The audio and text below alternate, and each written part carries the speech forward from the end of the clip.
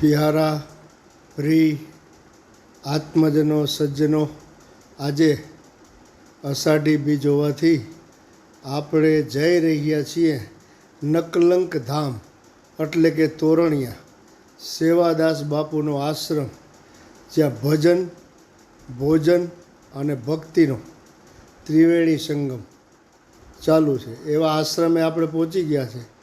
તો સૌ પ્રથમ આપણે મંદિરના દર્શન કરશું, ત્યારબાદ આશ્રમની મુલાકાત લેશું. આશ્રમમાં કઈ કઈ પ્રવૃત્તિ થઈ રહી છે સારી સારી, એનાથી વાકેફ થશું. પછી ભોજનાલય અન્નપૂર્ણા ગૃહ એટલે કે રસોડાની મુલાકાત લેશું. ત્યારબાદ ભજનનો કોઈ કાર્યક્રમ, સંતવાણી જેને કહી શકાય, એ જે કાર્યક્રમ હશે એનો પણ આપણે લાભ લેશું. આ એક સુંદર સરસ મજાનું વીઆઈપી લોકો જમી શકે એના માટે થઈને, જે બાપુના ભક્તગણ, શિષ્યગણ, સેવકો છે એમના માટે ડાઇનિંગ ટેબલ, ખુરશી વગેરેની વ્યવસ્થા કરવામાં આવી છે. અદ્ભુત અલૌકિક માહોલ જામેલો છે. આખો ભક્તિસભર બધા કાર્યક્રમો છે. આ મેદાન તમે જોઈ શકો, મંદિરનું પટાંગણ, જગ્યાનું પટાંગણ, કોઈ પણ પ્રકારનો તમને કચરો નહીં દેખાય. અને પબ્લિકનો પ્રવાહ ધીરે ધીરે ચાલુ થઈ ગયો છે. આજે સ્વયંસેવકો ભાઈએ રાત્રિ અને દિવસ ભોજનાલયમાં, કોઈ ગૌશાળામાં, કોઈ બીજે, કોઈ મંદિરમાં, જ્યાં જ્યાં સેવા કરી હોય બધા વિશ્રાંતિ રહ્યા છે. બાળકો માટેનો મેળો એટલે કે સુંદર સરસ મજાના ચગડોળો, ખૂબ સુંદર, ખૂબ સરસ મજાનો મેળો જામેલો છે. અષાઢી બીજના દિવસે લગભગ 2 થી 5 લાખ પબ્લિક અહીંયા હશે. ભજન, ભોજન અને ભક્તિ કરવા માટે અત્ર તત્ર સર્વત્રથી જાહેર જનતા ઉમટી પડશે. જે રીતે પરબમાં મેળો ભરાય છે એ જ રીતે અહીં નકલંક ધામ એટલે કે તોરણિયાની અંદર પણ આવો સુંદર સરસ મજાનો મેળો ભરાય છે. તો હવે આપણે આશ્રમમાં જઈ અને આશ્રમના કોઈ સેવક, સંસ્થાપક, વ્યવસ્થાપક એમની મુલાકાત લઈએ છીએ. વિશાળ પ્રાંગણ મેદાન તમે જોઈ શકો છો. ખૂબ સુંદર સરસ મજાનું વાતાવરણ, દિવ્ય વાતાવરણ. મેળાની સંપૂર્ણપણે તૈયારી થઈ ચૂકી છે.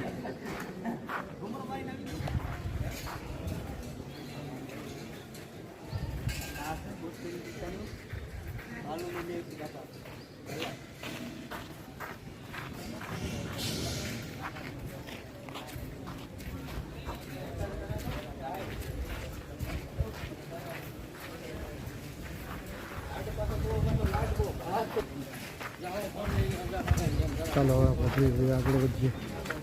ચાય પાણીની સેવા છે, એનો પણ લાભ લઈએ.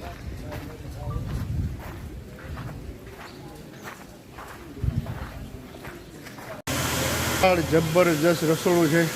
લાખો પબ્લિક એની પ્રસાદી ગ્રહણ કરશે એની સંપૂર્ણપણે તૈયારી થાય છે. ગામના જ એક ભક્તરાજ છે સેવકાઈના, એમને આપણે પૂછીએ કે દાદા મેળાની કેવી તૈયારી છે. દાદાનું પહેલાં તો નામ જાણીએ આપ. દાદા, આપનું શું નામ છે? મારું નામ હરસુરભાઈ કાઠી દરબારસી નામનો રહેવાસી છું. અહીં નકલંકધામ આશ્રમમાં ફ્રી હોઉં ત્યારે સેવા આપું છું. સરસ સરસ દાદા. ખૂબ હરિહરનું અહીંયા હાકલું પડે છે. હજારો માણસો હરિહરો કરે છે. અને ચોખ્ખાઈ છે ને એટલું પોતા ચોખ્ખાઈ આનું જમા પાછું છે. એટલી બધી ચોખ્ખાઈ છે એને આપણે ઘરે પર આપણે ન જાળવી શકીએ એટલી બધી ચોખ્ખાઈ રાખે છે. અને હજારો માણસો પ્રેમથી ભોજન લઈ તૃપ્તિ થાય છે. ભજન, ભોજન અને ભક્તિનો અહીં ત્રિવેણી સંગમ ચાલે છે. તો દાદાને આપણે વિનંતી કે દાદા આપણે રસોડાની આખી મુલાકાત કરાવે આપણી સાથે જ રહીને. તમે આ વિશાળ રસોડું, આ એક મીઠાઈનો વિભાગ છે. આ વિભાગ છે મીઠાઈનો અને ફરસાણનો વિભાગ છે. અહીંયા દરેક વિભાગ અલગ અલગ આપવામાં આવે છે. આપ જોઈ શકો છો આ બુંદી, મીઠાઈ અને ગાંઠિયા, આ એ વિભાગ છે.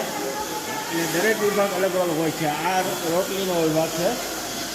અહીંયા રોટલી બને છે, ગરમે ગરમ રોટલી, મોટાભાગે ગરમે ગરમ જ પીરસવામાં આવે છે. જો આપ જોઈ શકો છો. આપ જોઈ શકો છો ગરમ ગરમ રોટલી ચાલુ છે અને હવે આ બધું શાકભાજી લાગે છે દાદા. શાકભાજી લગાવેલું છે. ઓહો. હા, આપણો વિભાગ એક અલગ તમને હું બતાવું છું કે આ લીલોતરી શાકભાજી છે એનું. ત્યાં લીલોતરી શાકભાજીની અહીંયા કર્યું છે બધું.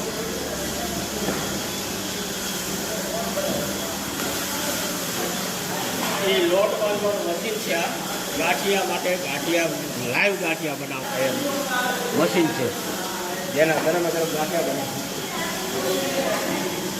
હવે આપણે લાશું શાક દાળના. આ જે વિભાગ છે ને એક શાક દાળનો વિભાગ છે. દરેક જિલ્લામાં શાક દાળ મસાલા આ રાખવામાં આવે છે. એટલે દરેક વિભાગ અહીંયા અલગ અલગ છે. અને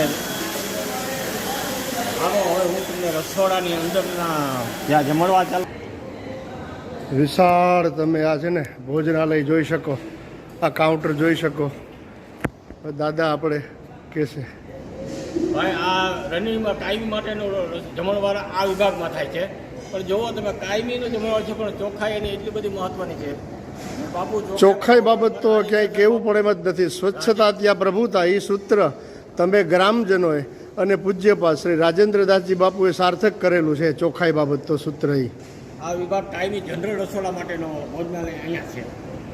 શ્રીમંત માણસો છે, જન છે અને વફાદાર માણસો તેને કહેવાય છે. સંસ્થાને આશ્રમને વફાદાર માણસો માટેનું એક અલગ વ્યવસ્થા એ રાખવામાં આવે છે જેથી એને કામ કરવાઈએ એટલા માટે. પણ અહીંયા નાત જાતનો ભેદ નથી, પણ અહીંના જે શિષ્યો છે ખાસ જેનો ફંડ ફાળો આશ્રમની અંદર છે કે જેના દ્વારા બધી સુવિધાઓ થાય છે એના માટે થઈ આ બધી વ્યવસ્થા ગોઠવવામાં આવેલી છે. સાધુ સંતો હોય એમના માટે હા, સાધુ સંતો માટે, ભક્તરાજો બધા માટે અલગ વ્યવસ્થા છે. જમણમાં અહીંયા આવે છે. મારી તમે અહીંયા શું સેવા કરો છો? સફાઈ કામમાં છે. સરસ સરસ. ચા પીઓ છો એમ ને? ચા બનાવીએ, ચા પીવી. વાહ ભાઈ વાહ, સેવા. સ્વયંસેવકોમાં વાહ વાહ, સરસ. સફાઈ કામમાં પોતા, હંજવાર્યું, દર વર્ષે બીજના કે બીજમાં આ ગમે ત્યાં જણાવી તો જ્યારે અમે આવીએ. મોટા ઉત્સવ હોય ને ત્યારે આવે. બરાબર છે. અહીંયા શીતલ જલ માટેની વ્યવસ્થા કરવામાં આવી છે. બધું ઠંડુ જલ અને બધું આ વીઆઈપી આખો હોલ તમે જોઈ શકો છો.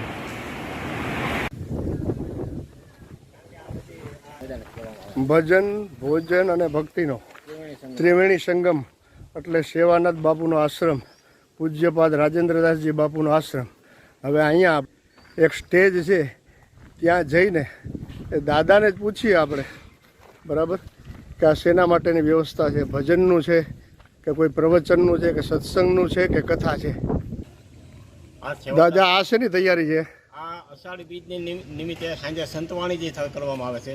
અહીંયા 12 બીજની સંતવાણી થાય છે. અને વિશેષતા 2-3 બીજા કાર્યક્રમો છે જે ભાદરવાની નોમ છે, શિવદાસ બાપુની તિથિ છે, ભાઈ બીજ છે. એવા પ્રસંગો નિમિત્તે આ સંતવાણીનું મેદાન તરીકે ઓળખવામાં આવે છે. સંતવાણીના કલા છે દાદા? સૌરાષ્ટ્ર કચ્છના કહેવાતા દરેક નામી કલાકારો બધા અહીંયા, જેમ કે કીર્તિદાન ગઢવી, ઓસમાણ મીર, રામદાસ ગોંડલિયા, બધા ગણી શકાય ને આપણે? બિરજુ બારોટ આ બધા છે. સાધુ, ભાઈ ભાઈ, દેવાજ ખવડ, વાહ. રાજભા ગઢવી નામના દરેક નામી અનામી કલાકારો અહીંયા વાણીનું રસપાન કરે છે. સરસ. ધન્યવાદ દાદા. જય માતાજી. જય માતાજી. હવે આપણે નકલકધામ આશ્રમની અંદર સેવાદાસ બાપુના આશ્રમે આવી ગયા છે ને અહીંયા કોઠારી સ્વામીજી છે એમની આપણે મુલાકાત લઈએ.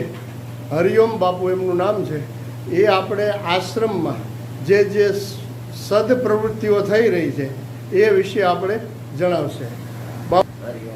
બાપુ આ આશ્રમની કઈ કઈ પ્રવૃત્તિ? અમારે આ નકલંગધામ એટલે પરબની જે પરંપરા છે એ પ્રવૃત્તિ છે. અતિથિ દેવો ભવ અમારો અહીંનો મંત્ર છે. આવેલા અતિથિઓને જમાડવા, સગવડ આપવી, આ સેવા અમારે બધા એની ભણાવે છે. આ સિવાય ગૌ સેવા, શ્વાન સેવા, આવી નાની મોટી પ્રવૃત્તિ થાય છે. વિદ્યાર્થીઓને પુસ્તકો, જે કંઈ સહાય, ગરીબ બુજુર્ગ હોય એને રાશન પાણી, આવી બધી બાપુ અહીંયા પ્રવૃત્તિ કરે છે. પધારેલા સંતોને ઉતારા, હરિહર, જાતિ વખતે ભેટ પૂજા, વિદાય આ બધું અહીંયા આપવામાં આવે છે. અને અમારે અહીંના મન શ્રી રાજેન્દ્રદાસ બાપુનો એક જ લક્ષ્ય છે કે તમે ભજન કરો અને અતિથિઓને ભજન કરાવો. આ અમારે એની પ્રણાલી પરબની પરંપરા પ્રમાણે ચાલે છે. અહીંયા રોજનું 1000-1500 માણસો હરિયત કરે છે. સામાન્ય દિવસે પણ તહેવારોમાં તો કોઈ કમી નહીં. અહીંયા અમારે અરે બાપુ બીજના દિવસે કાલે કેટલીક પબ્લિક થશે? કાલે અંદાજે છે રસોડાની અંદર કહેવામાં આવ્યું છે કે 1.5 લાખ માણસોની રસોઈ કરી નાખવાની. વાહ. અને આ સિવાયનું કંઈ વધઘટ થાય અહીં બધી રીતે તૈયારી બાપુ રાખે છે. કમ્પ્લીટ હાલી રહી છે. અરે ધન્યવાદ બાપુ, વંદન.